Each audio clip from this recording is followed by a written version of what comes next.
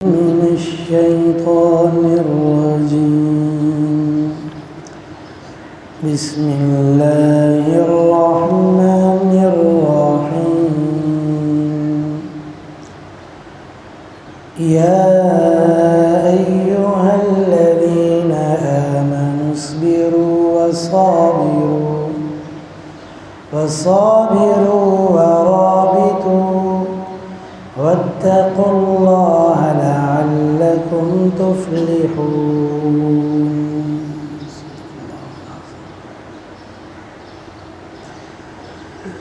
یہ آیت مبارکہ سورہ آل عمران کی آخری آیت ہے، آیت نمبر 200. اور اس آیت مبارکہ کے اندر ایمان والوں کو چند اہم وصیتیں کی گئی ہیں کہ یہ چیزیں بہت زیادہ اہم ہیں. اس آیت مبارکہ کے اندر جو 3 باتوں کا حکم دیا گیا ایمان والوں کو، اس کے ساتھ چوتھی چیز بھی بیان کر دی ہے. یہ 3 چیزیں تو خاص طور پر ہیں اور چوتھی چیز بھی اہتمام سے ہی بیان کی، لیکن کیونکہ یہ اور جگہ بھی اہتمام سے بیان ہوتی رہی ہے قرآن کریم میں، وہ فرمایا کہ تقویٰ ہے جو ان تینوں چیزوں کے ساتھ پھر لازم ہے کہ یہ تینوں چیزیں بھی ہوں اور پھر اس کے ساتھ ساتھ تقوی کا بھی اہتمام کیا جائے. وہی میں نے کہا تقوی سے متعلق تو قرآن کریم میں اور بھی جگہوں پر حکم دیا گیا، یہاں ان 3 وصیتوں کے ساتھ بھی خاص طور پہ تقوی کو بھی ذکر کیا گیا کہ وہ بھی ان کے ساتھ لازم ہے.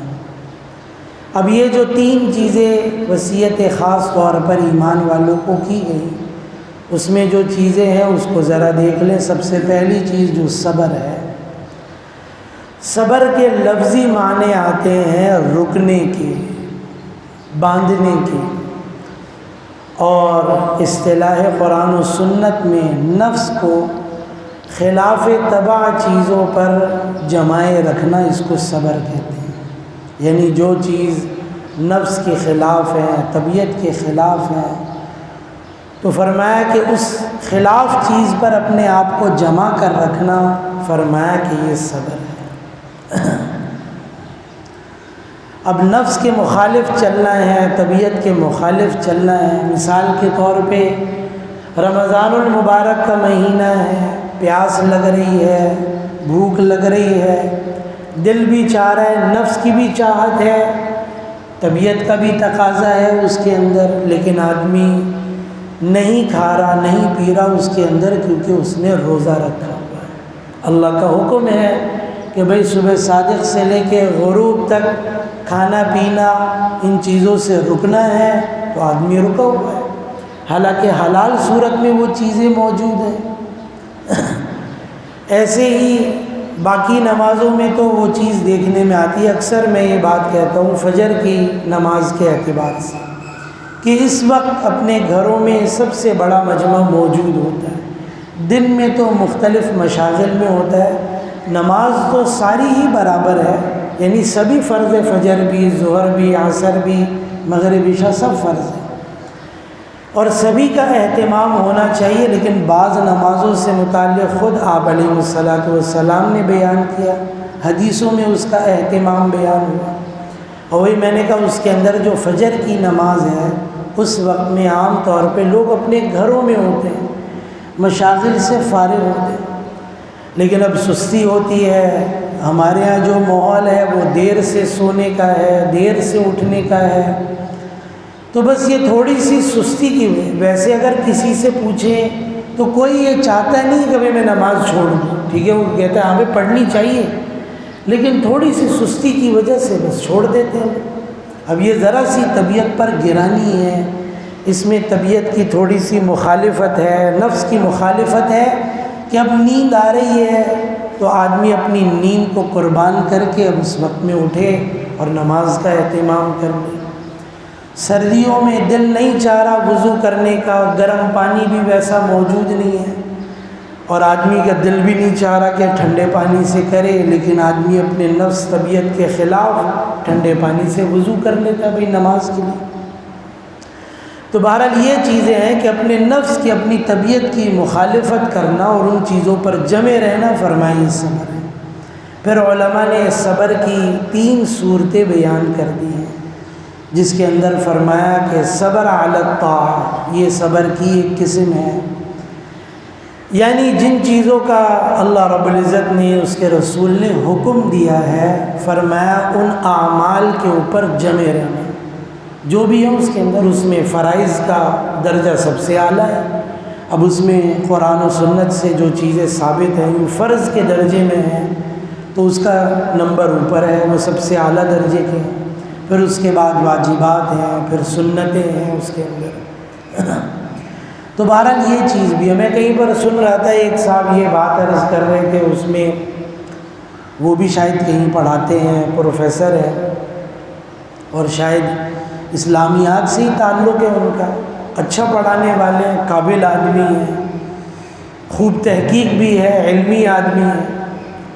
تو ان کے شاگردوں میں بہت سے دیندار، یعنی اس اعتبار سے کہیں کہ عالم ہیں، حافظ ہیں، وہ بھی ان سے یونیورسٹی میں پڑھ رہے ہیں وہاں پر، اور ہوتا ہے ہمارے یہاں بھی علماء پڑھتے ہیں، آگے پی ایچ ڈی کرتے ہیں الگ سے بھی اس میں اپنی پڑھائی کے بعد۔ تو بہرحال وہاں کچھ لوگوں نے، ان کے شاگردوں نے ان سے کہا کہ ماشاءاللہ آپ کی تحقیق اتنی اچھی ہے، آپ کی بات اتنی اچھی ہے، تو آپ کی داڑھی نہیں ہے، آپ داڑھی رکھ لیں، اس میں بھی ایسی کون سی خرابی، آپ داڑھی بھی رکھ لیں۔ تو اس پر انہوں نے ان سے یہ کہا کہ آپ قرآن و سنت سے آپ اس کو کہتے کیا ہے، داڑھی رکھیں تو اس کا حکم کیا ہے؟ بہرحال کسی نے واجب کہا، کسی نے سنت کہا، اور اس کے اندر پھر انہوں نے کہا ٹھیک ہے، آپ اس کے فرض یا واجب ہونے کی دلیل مجھے قرآن و سنت سے دے دیں، اس کے فرض یا واجب ہونے کی دلیل قرآن و سنت سے دے دیں۔ جیسے میں نے کہا نا، احکامات میں اعلیٰ درجہ فرائض کا ہے، پھر واجبات کا، پھر سنتوں کا، پھر مستحبات کا، پھر اس کے بعد مباح ہے، چیزیں کہ کرنے میں کوئی ثواب نہیں، نہ کرنے میں گناہ بھی نہیں، گناہ اور ثواب کا مدار نہیں ہے ان چیزوں کے اوپر۔ تو بہرحال انہوں نے اپنے شاگردوں سے کہا، اس میں علماء بھی تھے، کیا قرآن و سنت سے اس کے واجب ہونے کی دلیل دے دی۔ تو اتنی شاید کوئی واضح دلیل قرآن و سنت میں موجود نہیں ہے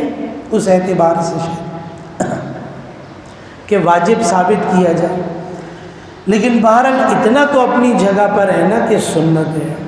اور یہ مجھے بھی یاد پڑتا ہے کہ حدیث مبارکہ کے اندر یہ بھی ہے کہ اس کو اللہ رب العزت نے فطرت کے اندر بیان کیا، یہ فطرت کے اندر ہے کہ اللہ رب العزت، یعنی قدرت یہ چاہتی ہے، اللہ کا نظام بھی یہی چاہتا ہے کہ مرد کے ساتھ اللہ نے اس چیز کو رکھا ہے۔ عورت کے جیسے لیے مرد کے یہ بال بڑھتے ہیں، عورت کے یہ بال نہیں بڑھتے، اس کے اندر مرد کے سر کے بال بھی بڑھتے ہیں، لیکن بہرحال وہ ویسی چیز نہیں ہوتی، بہت ہی عرصے میں شاید ہو جا کے جیسی عورت کی ہو جاتی ہے۔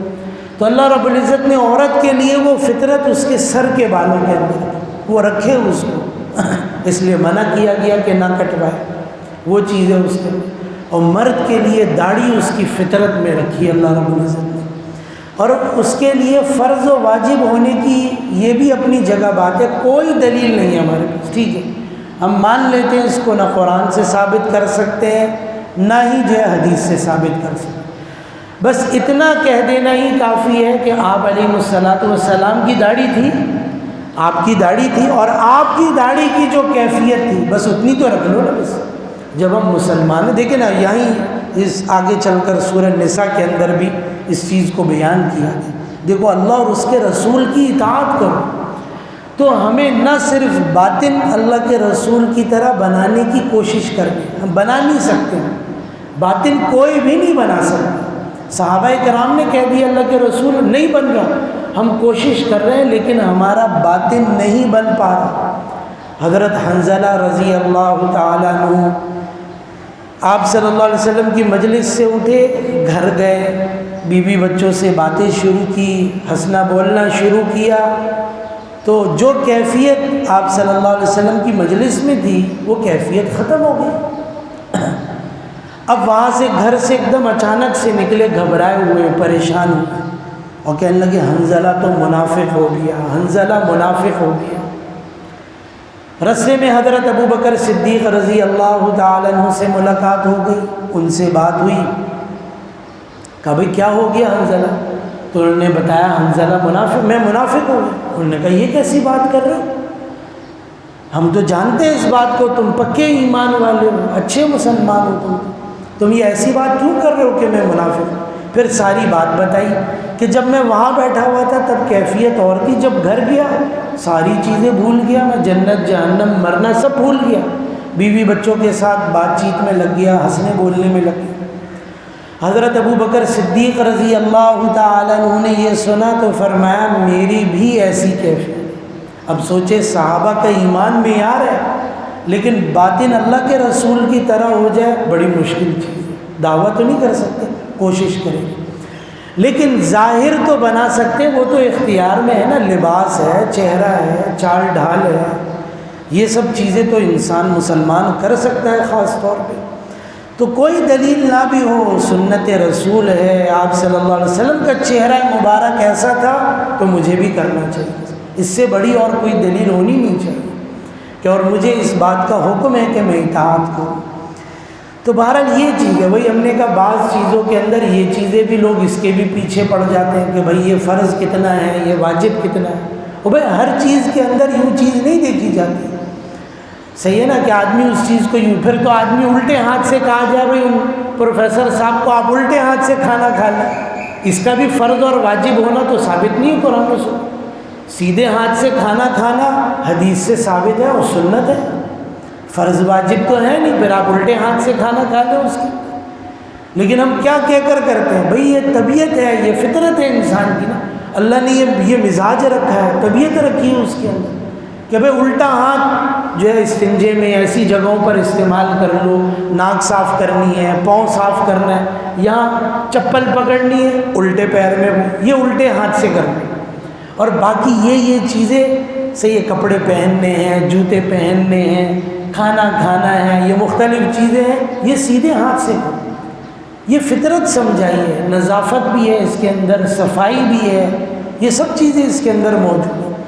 تو ہر چیز کے اندر لوگ یہ بھئی آپ ٹوپی پہنتے ہیں، بھئی نماز ٹوپی پہن کے ہوگی نہیں ہوگی، اچھا ٹوپی پہننا پھر فرض ہے یا واجب ہے؟ اور بھئی آپ اس کو کیوں دیکھ رہے ہیں؟ اللہ کے رسول صلی اللہ علیہ وسلم ان کا عمل ہے کہ سر ڈھانپ کے رکھتے ہیں، بس کافی ہے اتنا، مجھے بھی اگر میں نہیں بھی ڈھانپوں گا تو کوئی مسئلہ نہیں ہے، اگر میرا سر کھلا ہوا بھی ہے کوئی بات نہیں۔ اور بعض حالتوں کے اندر تو خود جیسے حالت احرام میں منع کر دیا بھئی سر نہ ڈھانپو اس کے اندر، صحیح آدمی ڈھانک سکتا ہے، ذرا سی چادر جو نیچے ٹوپی نہ بھی پہنے وہ چادر اوپر کر لے۔ اچھا بعض لوگ بے وقوفی بھی کرتے ہیں، احرام پہنے ہو تو منع ہے، اور نماز پڑھنے لگتے ہیں ویسے پوری زندگی سر کھلے گھوم رہے تھے، وہاں جا کر پتہ نہیں کیا ہو جاتا ہے، اب احرام پہنے میں مسئلہ ہی نہیں پتہ، احرام اٹھا کے سر پہ کر لیتے، اور بھئی احرام کی حالت میں سر ڈھانکنا منع ہے، اس کھلا رہنے تو اب سر اس کے اندر۔ تو بہرحال کہنے کا مقصد یہ کہ ہر چیز میں یہ بھی نہیں دیکھنا بس آپ علیہ الصلاۃ والسلام کا عمل چلا آ رہا ہے اس کے اندر یہ چیز ہے، ایسے ہی پانی پینے کے اندر لے لیں، کھانے کے اندر لے لیں، پھر ہر چیز میں آپ فرض اور واجب دیکھیں گے اس کے اندر اس میں، تو یہ چیز ایک بنیادی طور پر ہے بہرحال اس کے اندر۔ تو فرمایا صبر علی الطاعہ، فرمایا کہ جو اللہ اور اس کے رسول نے حکم دیا ہے ان کی پابندی، فرمایا طبیعت پر جتنی بھی شاق گزرے، جتنی بھاری ہو، طبیعت نہ مانے اس کے اندر، تب بھی آدمی پوری کوشش کرے کہ بھئی آدمی ان احکامات کو پورا کرے۔ دیکھیں ہم کوشش کر سکتے، کوئی بھی دعویٰ نہیں کر سکتا کہ میں 100% کروں، نہ کوئی عالم، نہ کوئی مفتی، نہ کوئی ولی، وہی میں نے کہا صحابہ نے نہیں کیا، کوشش کرتے ہیں، لیکن بہرحال انشاءاللہ کوشش کرنا بھی یہ فائدہ دے گا انشاءاللہ، اور اس کا کوئی نقصان نہیں ہوگا، اس کے اوپر پورا اجر ملے گا۔ اللہ رب العزت نیتوں کو دیکھ رہے ہیں، اس کی کوششوں کو دیکھ رہے ہیں، وہ چاہتا ہی ہے، اس کے لیے کوشش کر رہا ہے اس کے اندر، اور اسی لیے یہ بھی چیز اللہ رب العزت نے اس کا پابند نہیں کیا کہ دیکھو تم نیکیاں کرو گے تو تمہاری نیکیوں کو میں اسی وقت قبول کروں گا جب تم 100% گناہوں سے بچ جاؤ گے، اللہ نے یہ شرط نہیں لگائی، اللہ نے کہا کہ تم گناہوں سے بچو، لیکن اللہ رب العزت نے یہ بھی آسانی کر دی کہ کہ ٹھیک ہے اگر غلطی گناہ ہو جاتا ہے تو توبہ کر لو بھائی، اللہ سے معافی مانگ لو، اللہ رب العزت معاف کر دیں گے۔ یہ اللہ نے نہیں کہا کہ تمہاری نیکیوں کے لیے، قبولیت کے لیے شرط ہے کہ پوری زندگی 100% ایسی گزار کے آنا کہ ایک بھی تم سے گناہ نہ، تب یہ چیز ہم کریں گے تمہاری نیکیوں کو قبول کریں۔ اللہ نے یہ شرط ہی نہیں رکھی۔ انسان کمزور ہے، اللہ رب العزت جانتے ہیں، اس لیے کہا بھئی اگر غلطی بھی ہو جائے کوئی بات نہیں، عمل کرتے رہو اور ایسی نیکیوں کی پابندی کرو اور احکامات کی پابندی کرو، اور اگر غلطی ہو گئی خدا نہ خواستہ تو توبہ کر لو، اللہ معاف کرنے والے۔ بہرحال اس سے متعلق کچھ اور بھی باتیں آئندہ عرض کریں گے۔ اللہ رب العزت سمجھنے کی، عمل کی توفیق عطا فرمائے۔